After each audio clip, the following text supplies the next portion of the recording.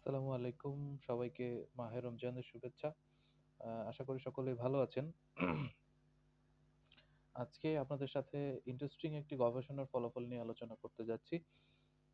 আজকের আলোচনার বিষয়বস্তু হচ্ছে আ গর্ভবতী মায়েদের খাবারের ধরন বা খাদ্যাভ্যাস বা ইংরেজিতে বললে ডায়েটারি প্যাটার্ন আ এটি আসলে একটি শিশুর আ শরীরের উপর কি ধরনের প্রভাব তৈরি করে সেটি নিয়ে আজকের আলোচনা।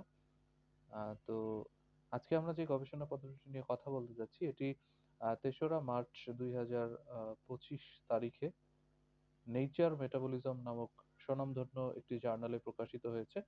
আ গবেষণাটি আ আ প্রকাশ করেছে ইউনিভার্সিটি অফ কোপেনহেগেনের একদল গবেষক। তো এই গবেষণায় কতগুলো আ গুরুত্বপূর্ণ বিষয় উঠে এসেছে। আ সেটি হচ্ছে যে আ প্রেগন্যান্সি পিরিয়ডে বা গর্ভকালীন সময়ে মায়েরা কি ধরনের খাবার গ্রহণ করছেন সেটি তার শিশুর ভবিষ্যৎ নির্ধারণ করছে। অর্থাৎ উম যদি এই গবেষণায় বলা হচ্ছে যে যদি মায়েরা গর্ভকালীন সময়ে ওয়েস্টার্ন প্যাটার্ন যে ডায়েট আছে অর্থাৎ যেসব খাদ্যাভ্যাস বা ডায়েটারি প্যাটার্ন এর মধ্যে আ অতিরিক্ত চিনি, অতিরিক্ত লবণ, অতিরিক্ত মসলা এবং হচ্ছে রিফাইন্ড যে কার্বোহাইড্রেট আছে, আ এই ধরনের খাবার বেশি খেয়ে থাকেন। অর্থাৎ আমাদের দেশে প্রচলিত যে ফাস্ট ফুড গুলো আমাদের মা-বোনেরা খেয়ে থাকেন।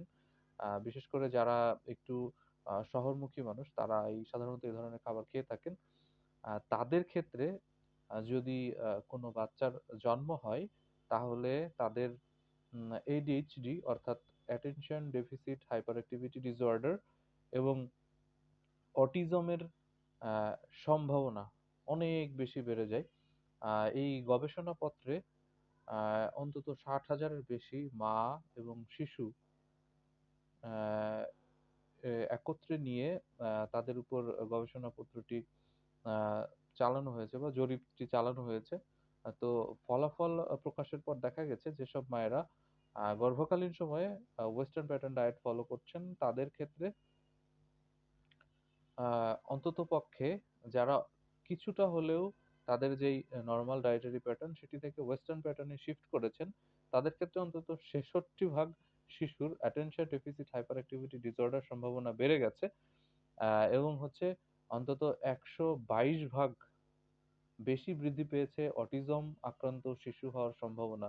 সুতরাং এই গবেষণাটি অত্যন্ত ফলপ্রসূ একটি গবেষণা।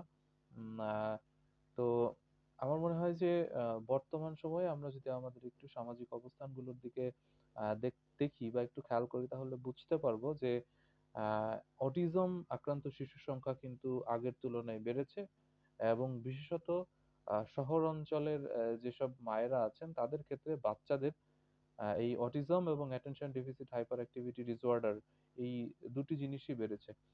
আ তো এই গবেষণাটি আসলে এই যে সম্পর্ক অর্থাৎ কি ধরনের ডায়েট কনজিউম করলে সেটি বাচ্চার হচ্ছে কি ধরনের তার ব্রেইনের উপর বা তার বডির উপর কি ধরনের প্রভাব তৈরি করছে, সেটি আসলে প্রকাশ করেছে।